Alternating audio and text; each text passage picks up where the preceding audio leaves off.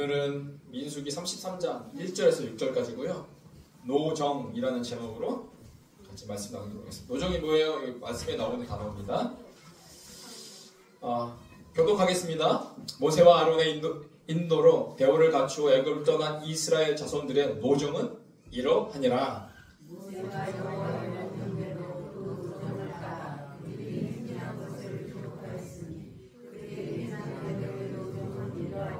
그들이 첫째 달 15째 날에 라암셋을 떠났으니 곧 6월절 다음 날이라. 이스라엘 자손이 애굽 모든 사람의 목전에서 큰 권능으로 나왔으니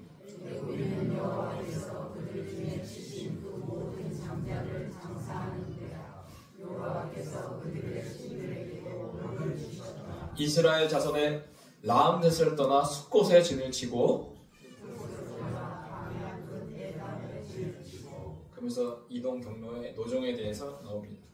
오늘은 제목이 노정이라고 했습니다. 오늘 애굽을 떠난 이스라엘 자손의 노정, 그러니까 광야에서의 지나간 그 모든 과정, 움직이는 그 과정, 그 노정에 대하여 하나님이 뭐라고 하냐면 기록하라고 말씀하셨습니다. 2절에 보니까 모세가 여호와의 명령대로 그 노정을 따라 그들이 행진한 것을 기록했다. 그러니까 하나님이 기억하라는 거예요. 너희들이 오늘 그 가나안 땅까지 들어갈 텐데 그 가나안 땅까지 출애굽에서 가나안 땅까지 가는 그 모든 그 노정의 그 장소들을 오늘 기록하라고 말씀하십니다. 그러니까 하나님이요 명령하실 때는 그분의 의도가 있어요. 의도하는 하나님의 목적과 계획과 뜻이 있다라는 것인데 분명히 하나님이 목적과 계획과 뜻이 있어서 이스라엘의 노정의 순서를 다 적으라고 모세에게 명령하셨어요. 하나님이 이스라엘 광야 40년의 노정을 기록하라고 명령하셨습니다. 우리는 믿어야 돼요. 그렇다면 반드시 그 하나님의 뭐가 있다? 뜻이 있다. 노정을 기록하라는 하나님의 뜻이 있다는 것을 살펴보고 다시 한번 이 말씀을 대해야 된다는 것이죠. 그렇다면 이스라엘이 광야 40년간 지나간 곳이 몇 곳이 될 것 같습니까? 여러분 혹시 아시나요? 몇 곳을 지나갔을 것 같아요? 모세가 몇 곳을 기록했을 것 같아요? 그렇죠. 우리가 이것에 대해서 집중하지 않죠. 바로 몇 곳이냐면 42곳을 지나갑니다. 광야에서. 그러니까 대충 1년에 한 곳 정도 갔다는 거예요. 평균적으로 따지면. 그래서 이 노정의 지도표가 있어요. 깨알같이 그려져서 잘 안 보이시죠? 여기 1번부터 42번까지 이렇게 옆에 적혀져 있는데 그래서 이렇게 여기 라암셋에서 나와서 이렇게 해서 왔다 해서 이렇게 여기까지가 마지막 길갈까지가 42번이라는 겁니다. 42번. 그 42번을 하나님이 모세를 통해서 기록하라고 하셨어요. 그래서 제가 기록을 했어요. 여러분 대신에 한 번에 지나간 장소를. 그래서 1번 수폰, 2번 에담, 3번 믹돌, 4번 42번까지 제가 말을 안 하겠습니다. 마라, 엘림, 그래서 40번 아바림산, 모압, 평지, 42번 길갈까지 광야에 지났던 그 42곳을 모세를 통해서 기록하라고 말씀하셨습니다. 광야의 노정. 이 노정이요. 42번 노정 기록해라. 이 노정이 히브리어로 보면요. 네 단어로 되어 있는데 마스에이. 마스에라고 적혀있지만 마스에, 마스에이. 이거 두 가지를 다 읽을 수가 있어요. 마스에인데 마스에. 노정이 이 노정이 원래 단어가 마사인데 그 본문에는 마스에이로 되어 있어요. 마스에이. 근데 이 마스에이에 여기 보시면 HOE65에서 유래. 그렇죠? 이 단어가 어디에서 왔냐? 이걸 딱 클릭하면 어떤 단어가 나오냐면 나사가 나옵니다. 나사. 제가 한번 설교한 적이 있는데 나사. 나사의 정의가 뭐냐면 자 보세요. 본래 의미는 뭐라고요? 잡아 뽑다. 그러니까 이동하다는 뜻이에요. 이동하다. 그러니까 이스라엘의 민수기는 이동하는 역사잖아요. 그러니까 이 나사, 잡아 뽑다. 그러니까 텐트가 못이 바뀌어 있을 거 아니에요. 움직이지 않도록. 근데 이것을 뭐 하라는 거예요? 잡아 뽑으라는 뜻입니다. 그러니까 이 노정의 이 단어에 나사로부터 왔는데 나사는 잡아 뽑다. 잡아 뽑다. 두 번째가 그래서 잡아 뽑았으니까 이제 뭐 할 수 있어요? 출발할 수가 있어요. 그런데 출발하기 위해서는 뭘 버려야 돼요? 나의 옛 과거, 나의 죄된 모습, 이런 것을 제거하다라는 뜻까지 이 세 가지가 있다라는 것입니다. 자, 그래서요, 광야의 노정. 노정은 어떤 뜻이냐? 바로 내 자아가 뽑혀지는 겁니다. 하나님이 이스라엘을 광야로 보내신 그 이유, 그 광야는 고난과 고통의 시간이 아니라 그 고난과 고통에 숨겨진 의미가 뭐가 있냐면 나의 자아가 뽑혀지는 거예요. 이제 나의 뜻대로, 내가 원하는 뜻대로 그 광야에 살아가면 죽음을 맛볼 것입니다. 그러니까 철저하게 하나님의 음성을 따라 살아가는 것이 광야. 그렇기 때문에 하나님의 뜻을 따라야 하기 때문에 그 자아가 뽑혀지는 것. 그 노정. 광야의 노정은 내 자아가 뽑혀지는 것. 그 두 번째는 뭐예요? 그래서 내 자아가 뽑혀지니까 옛사람이 죽는 것이에요. 이전의 과거의 나로 살아가지 않고 이제 하나님의 뜻대로 살아가기 위해서 이제는 내가 죽고 예수로 살아가는 인생, 옛사람이 죽는 것이 광야의 노정입니다. 마지막 세 번째는 그래서 출발하는 어디로 가요? 생명으로. 하나님이 이끄시니까 생명으로 가는 것이 바로 광야의 노정이다. 이 광야의 노정, 자아가 뽑히는 곳, 옛사람이 죽는 곳, 이것을 이렇게 하다가 어느 한날은 제가 이제 집에서, 저도 12단지에 사니까 12단지에서 이렇게 교회 오면 교회가 이제 정면으로 보이고 파스쿠치 모습이 쫙 정면에 보여요. 그러면 뭐가 보이냐면 이게 십자가가 보입니다. 십자가가 딱 보이는데 제가 사진을 딱 찍었어요. 딱 찍었는데 찍은 이유가 있었어요. 뭐가 보였냐면 뭐가 보이세요? 네?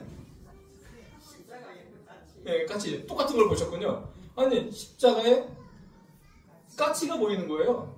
야, 근데 전 교회 광명교회에서, 발금의 광명교회에서 이 탑을 쓰라고 저에게 넘겨주셨을 때 이제 이름을 바꿔야 되잖아요.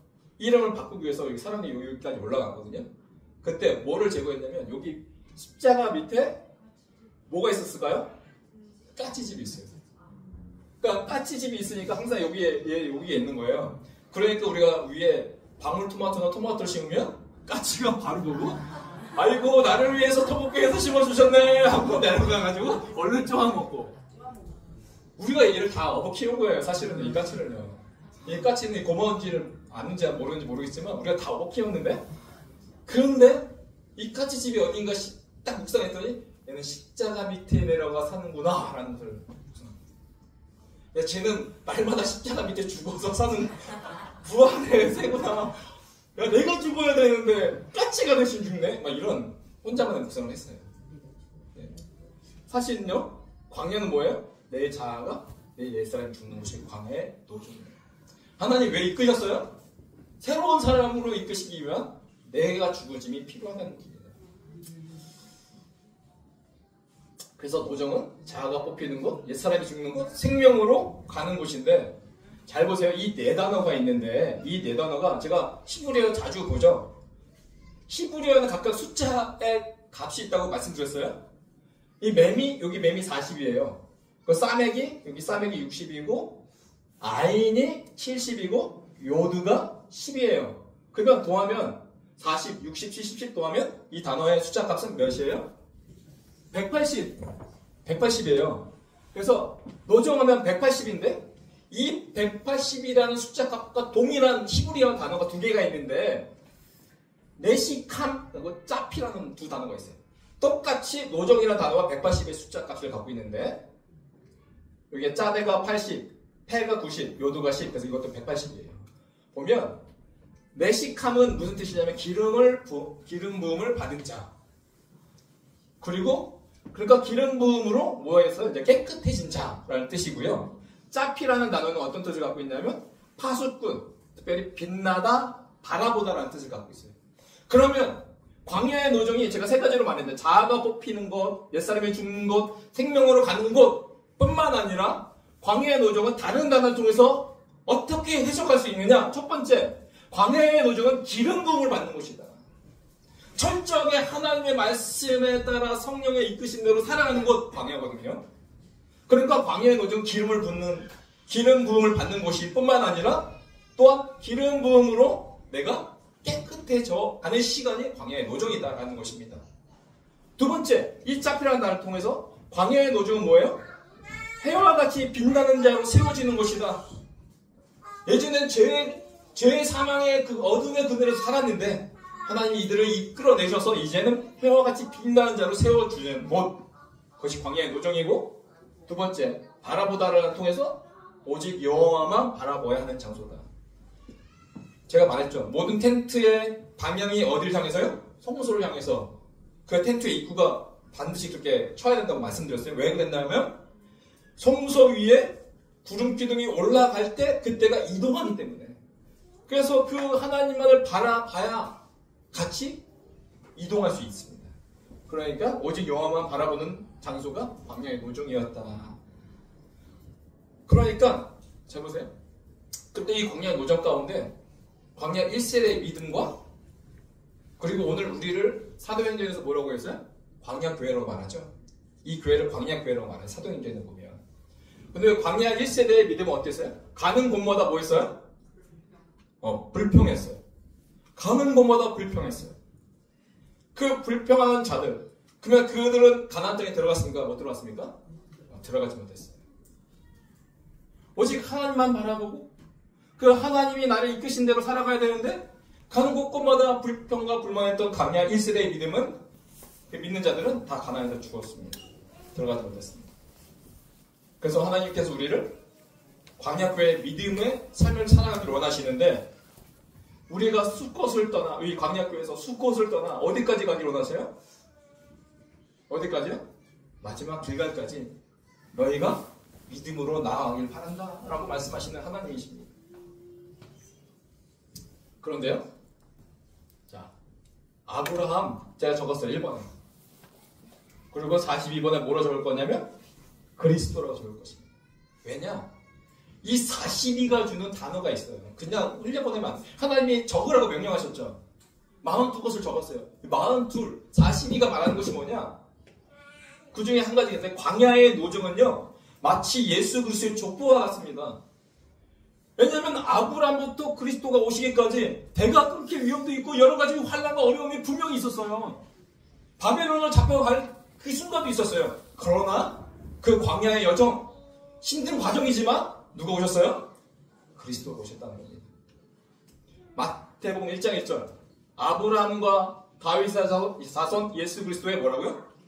신약 성경 1장 1절 첫 번째 구절이 아브라함과 다윗과 예수 그리스도의 족보에 대해서 말하고 있어요. 그런데요, 아브라함부터 다윗까지가 몇 대라고요? 14대. 다윗부터 바벨론으로 사로잡혀갈 때까지 몇 대요? 14대. 그러면 바벨론으로 사로잡혀간 후로부터 그리스도까지 또 몇 대요? 14대. 그러면 아브라함과 다윗과 예수 그리스도, 아브라함과 다윗과 이 예수 그리스도가 14대니까 총 몇이에요? 42. 마치 광야의 42군데를 마치 다 돌아간 것처럼 오늘 아브라함부터 그리스도까지 14대 42의 그 여정, 노정을 주님께서 이 족보를 통해서 보여주고 계시다라는 겁니다. 그 다윗의 이름 보시면요, 다윗의 히브리어 이름이 영어는 데이비드라고 말하지만 히브리어는 다비드라고. 다비드. 알렙, 기멜, 달렛 4번. 다브 6, 달렛 4. 4 더하기 6 더하기 4는 14. 그 이름까지 다 맞춰주셨어요. 그러니까 깨달으라는 거죠. 그래서 14, 14, 42를 맞췄어요. 하나님께서 아브라함을 부르시고 예수 그리스도까지 성취하는 여정이 마치 42번의 광야의 노정과 같은 모습이었다는 거예요. 그래서 예수님의 오심은 바로 뭐예요? 무너진 다윗의 왕조를 회복시킨 겁니다. 왜냐하면 다윗 때 가장 강력한 하나님의 나라의 통치가 임했기 때문에 그렇습니다. 그러면 그리스도의 오심은 뭐예요? 하나님 나라의 통치의 재환인 거죠.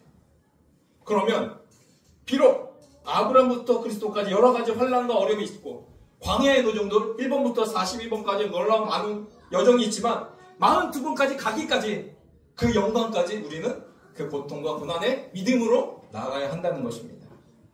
근데 이 사실을요, 한 절로 잘 설명한 절이 있는데 로마서 8장 17절입니다. 우리 다 같이 한번 읽어보겠습니다. 시작. 자녀이면 또한 상속자 곧 하나님의 상속자요 그리스도와 함께한 상속자니 우리가 그와 함께 영광을 받기 위하여 고난도 함께 받아야 할 것이니라. 그 그 영광의 그 42번의 그 과정에 끝에 기다리는 그 영광을 가기 위해서 뭐도 받으라? 광야의 노정, 그 고난도 받으라. 이 두 가지를 다 설명하고 있다는 것입니다. 영광을 받기 위하여 고난도 함께 받아야 할 것이다. 이거를 그 민수기의 그 광야의 노정으로 다시 한번 순서를 바꿔본다면 1번부터 42번까지의 고난이 있는 그 광야의 노정이지만 결국은 뭐가 기다린다? 영광이 기다린다 라는 말씀인 것이죠. 자, 광야의 노정에서 지는 친 장소가 42곳이라고 말씀했습니다. 그것을 다른 의미로 말하면 아브라함과 그리스도까지의 42번의 여행의 노정이었다라고 말씀드렸어요. 또 다른 42번이 또 어디서 나올까요? 성경에 보면 42번 또 어디서 나올 것 같습니까? 맞추시면 다음 주에 설교하셔야 됩니다. 그럼 모두가 대답 안 하시나요?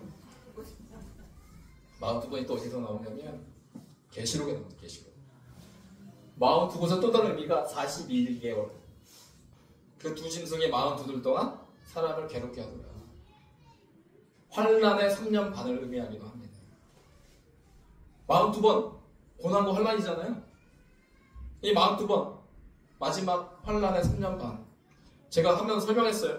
더 이상 설명할 시간이 많이 제가 계시록 설교할 때 다 말씀드렸지만 아주 짧게 말하면 원래 환란의 기간을 한 이래라고 봅니다. 7년이에요. 한 이래가. 그런데 한 이래를 3년만으로 나눌 수가 있어요. 계시록 10장에 보면 두 증인이 나옵니다. 이 두 증인이 작은 두루마리를 받아 먹으라고 명령을 받습니다. 그 작은 두루마리를 받아 먹으니 입에는 나나 뱃속에는 쓰게 되더라. 왜냐? 암송은 좋지만 그 말씀대로 살아내는 것이 쓰기 때문에 힘들기 때문에 쓰게 되더라고 말씀하신 거예요. 그래서 이 두 증인이 작은 두루마리를 받아 먹고 뭐라고요? 1260일 동안 예언하여야 하리라 라고 말씀하고 있어요. 그리고 이후에 두 짐승이 바다와 땅에서 올라옵니다. 근데 이들은 42달 동안 사람을 괴롭게 합니다. 둘 다 1260일, 42달도 뭐예요? 3년 반이에요. 1260일. 그리고 두 짐승도 42달도 3년 반입니다. 그런데 그러면서 7년인데 왜 3년 반이라고 말했냐? 주님이 이렇게 말씀하셨어요. 마태복음 24장에 그 마지막 때에 일어날 일들에 대해서 주님이 예언하시면서 이렇게 말했어요. 그 날들을 뭐하지 아니하면 감하지 않냐면 디스카운트 감하지 않으면 모든 육체가 구원을 얻지 못할 것이다. 그러나 택하신 자들을 위하여 그 날들을 감하시리라. 그러니까 원래 7년인데 3년 반은 많은 분들이 이렇게 말합니다. 3년 반은 그렇게 지나가지만 진짜 환란은 이 3년 반 이 두 짐승이 활동할 때 진짜 환란이 일어날 것이다 라고 말하고 있어요. 우리의 과정입니다. 3년 반 그래서요 이 3년 반 이 대환란 이전에 주님이 이제 여기에서 이렇게 오실 텐데 마지막 때 주님이 오시기 이전에 우리가 죽는다는 말 표현을 하지 말고 뭐를 쓰자? 첫째 부활이라고 하자 라고 말씀드렸습니다. 그리고 예수를 믿지 않고 예수님이 오시기 전에 죽은 사람을 첫째 사망이라고 쓰자. 그래서 첫째 부활은 뭐라고 했어요? 낙원. 그래서 예수님이 오기 전에 우리가 죽어서 가는 곳이 그냥 천국이라는 의미가 아니라 바로 낙원. 그래서 오른쪽에 있는 강도에게 오늘 내가 나와 낙원에 함께 있으리. 그래서 이 낙원이 파라데이소스. 파는 날이야. 소스를 파는 날. 파라데이소스. 그리고 둘째 시계부라고 파라데이소스. 근데 첫째 사망. 근데 예수님이 오기 전에 죽은 사람은 어디로 가요? 음부. 하데스라고 제가 설명을 드렸어요. 그리고 예수님이 오고 나서 재림하고 나서 어떤 일이 벌어나죠? 첫째 부활했던 사람이 죽어서 육체와 영혼이 분리되잖아요. 이때 예수님이 재림하실 때 이 영혼이 다시 한번 부활하는데 이걸 둘째 부활이라고 하고 첫째 사망한 자를 둘째 사망이라고 한다. 그래서 마지막 나팔의 순식간에 이건 고린도전서 15장 호령이 다 변화되리니 이때 변화되는데 어떻게 변화된다고 했어요? 첫째 부활 때 육체는 썩어지고 영혼은 낙원에 있다가 주님의 마지막 나팔 순간에 호령이 변화되는데 첫 번째 썩지 아니할 것, 두 번째 영광스러운 것, 세 번째 강한 것, 네 번째 신령한 몸으로 변화된다. 그래서 어디로 가는 거예요? 마지막 하나님의 나라, 새하늘과 새 땅에 살아가게 될 것이다. 천국이 두 가지 개념이 있어요. 낙원과 주님의 재림 이후에 새하늘과 새 땅. 그리고 둘째 사망은 뭐예요? 불못. 이때는요, 이 두 짐승과 더불어 옛뱀, 용, 사단, 마귀라고 하는 자들과 함께 다 하는 불못에 던져지게 됩니다. 영원히요. 그래서 둘째, 불못, 게헨나. 이렇게 나눠지는데요.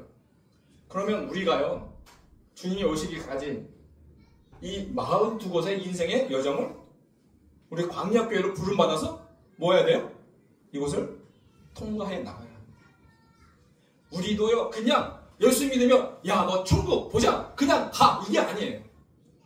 우리가 예수를 믿지만 여전히 뭐가 있어요? 우리의 삶의 환경에 어려움이 분명히 존재한다는 거예요. 근데 하나님은 그것을 사용하시길 원하신다는 겁니다. 왜? 영적으로 기름 부음을 받아 깨끗해지기를 원합니다. 하나님의 통치 가운데 여러분이 살기를 원하고 하나님의 말씀에 순종을 살아가는 그 광야 여정이 되기를 원하십니다. 이런 수많은 환난 가운데 광야교회에 뭘로 살기를 원하십니까? 오직 믿음으로 살아가기를 원하시는 우리 주님의 메시지가 이 땅에 있다. 이게 42곳으로 설명이 되어집니다. 잘 보십시오. 이 사진인데요. 한 번 더 자세히 보면 첫 번째가 어디예요? 숫꽃이죠. 출발지는 1번 숫꽃이에요. 근데 숫꽃 이전에 어디가 있어요? 여기 람셋. 람셋. 1번의 여정의 숫꽃 이전에 뭐가 있었다? 람셋이 있었다라는 것을 우리는 기억해야 합니다. 람셋. 람셋 때 이스라엘은 무슨 신분이었어요? 종이었어요. 애굽 땅 종이었어요. 출애굽기 12장 30절에 보니까 이스라엘 자손이 람셋을 떠나서 어디 이르렀다고 했어요? 숫곳에 이르니 그때 하나님이 이렇게 말씀하십니다. 41절에 430년이 끝나는 바로 그날, 내가 예수님을 믿었던 바로 그날, 이 시간이 다 지난 바로 끝나는 그날에 하나님이 선언하십니다. 뭐라고요? 여호와의 군대가 다 애굽 땅에서 나왔은지라고 말하고 있습니다. 람셋에서 숫곳으로 갔다. 람셋에서 숫곳으로 갔다. 이 말의 영적인 뜻으로 다시 살펴본다면 무슨 뜻이냐면 구원받은 날입니다.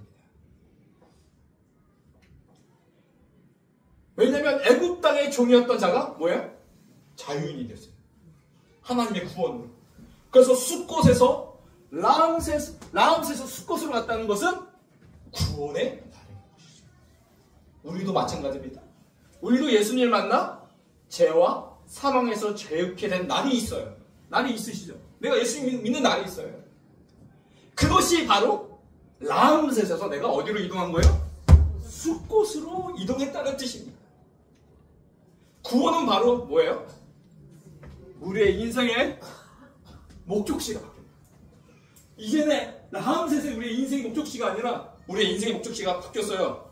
주님의 구원으로 말미암아 숫곳으로 방향으로 바뀌었어요. 구원은 인생의 목적지가 바뀐 겁니다. 세상에서 이제는 천국으로 이제 42분에 이동하는 방향의 전환이 된 거예요. 그러니까 내가 예수 믿으면 다 끝난 게 아니라 이제 방향이 전환돼서 그 구원을 42번 동안 이루어가는 겁니다. 그래서 뭐라고 했어요? 자, 보시면 41절에 끝나는 날에 여호와의 군대가 되었다라고 말하고 있어요. 이스라엘은 람셋에서 숫곳으로 이동할 때 뭐가 일어나냐면 신분의 변화도 일어났어요. 이 인생의 방향의 목적지도 바뀌었지만 뭐도 바뀌었어요? 이들의 신분도 바뀌었어요. 애굽의 종에서 람셋, 애굽의 종에서 숫곳, 바로 여호와의 군대로 단순간에 신분이 바뀌었다. 하나님의 자녀가 된 그 권세, 엑수시아, 이 권세가 여기에 임했어요. 애굽의 종에서 하나님의 군대. 즉 구원은 방향이 바뀔 뿐만 아니라 두 번째 뭐예요? 주인이 바뀌었다는 겁니다. 주인. 바로의 권세 아래서. 이전에 람셋은 누구의 힘으로, 누구의 말로 살았어요? 바로의 말. 바로의 권세 아래서 이제는 누구의 권세 아래로? 여호와 하나님의 통치로. 여호와의 군대니까 여호와가 왕이시죠. 구원은 나를 다스리시는 주인이 바뀌었다는 것입니다. 라암셋을 떠나 숫곳으로 갔지만, 잘 보세요. 라암셋에서 숫곳으로 갔지만 여기는 여전히 어디예요? 지역적으로는 애굽 땅이에요. 애굽 땅은 아직 벗어나지 않았어요. 여전히 이스라엘은 라암셋에서 숫곳 구원을 받아 하나님의 인도하신 따라 숫곳에 갔지만 여전히 그 지역은 애굽이었다. 무슨 말입니까? 중요한 것은 바로 애굽 땅에 계속 있지만 숫곳에 있지만 바로의 말, 바로의 뜻, 바로의 명령이 이제는 이스라엘에게 힘을 발휘하지 못한다. 왜 그럴까요? 바로 하나님의 나의 주인 되셨기 때문에, 이제 주인이 바뀌었기 때문에 이제는 바로의 명령을 따라 살아가는 것이 아니라 하나님의 말씀과 명령을 따라 움직이기 시작합니다. 애굽에 있지만 이제 바로의 통치는 끝났다. 그래서 뭐예요? 어느 곳에 사는지가 중요한 것이 아닙니다. 지금 누구의 말을 듣고 살아가느냐, 이것이 더 중요한 것일 뿐입니다.